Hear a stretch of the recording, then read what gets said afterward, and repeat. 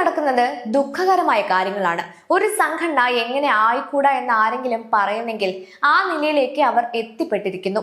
ഒരു വനിതാ നേതാവിന് BJP ബന്ധമുണ്ടെന്ന് പരസ്യമായി ചിലർ പറയുന്നു. അത് രാജി ആവശ്യപ്പെടാൻ കാരണമാകുന്നു. പിന്നെ ബഹളം, ഒച്ചപ്പാട്, അധിക്ഷേപവും നടന്നെന്ന് കേട്ടു. യോഗം അലങ്കോലമായി എന്ന് മാധ്യമങ്ങൾ റിപ്പോർട്ട് ചെയ്യുന്നു. ഇവിടെ ചിലർക്കൊക്കെ BJP ബന്ധമുണ്ടെന്ന് തന്നെ വെക്കുക.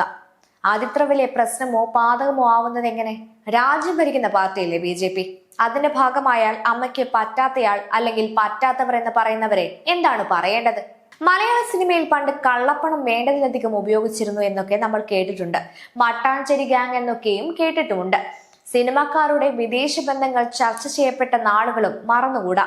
അന്നൊന്നും ആരും ആർക്കും ഒരു ഉപരോധവും ഏർപ്പെടുത്തി കണ്ടില്ലല്ലോ.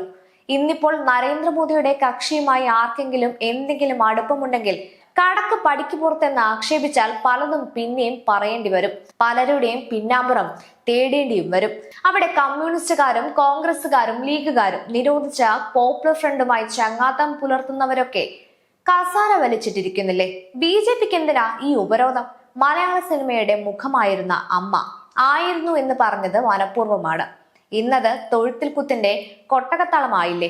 സ്വയം ചോദിച്ചു നോക്കൂ. മധുവും മോഹൻലാലും മമ്മൂട്ടിയും ഇന്നസെന്റും നെടുമുടിയുമൊക്കെ അലങ്കാരത്തോടെ അഹങ്കാരത്തോടെ കൊണ്ടു നടന്ന പ്രസ്ഥാനമാണ്. അതാണ് ഇവിടെ എത്തി നിൽക്കുന്നത്.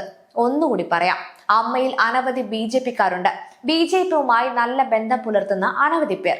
മാത്രമല്ല RSSന്റെ വേദിയിൽ പരസ്യമായി പലവട്ടം പ്രത്യക്ഷപ്പെട്ടിട്ടുള്ള കുറെ പേർ അതിലുണ്ട്. പരസ്യമായിട്ടാണല്ലോ സംഘ പ്രോഗ്രാമുകൾ നടക്കാറുള്ളത്. അതുകൊണ്ട് ഇത്തരം ഉമ്മാക്കി കാട്ടി പരസ്യ പ്രതികരണം നടത്തി ആരും നടക്കേണ്ടതില്ല. BJPക്കാർക്ക് കൂടി ഉള്ളതാവണം അമ്മ, സംശയം വേണ്ട. ഹിന്ദു രക്ഷാ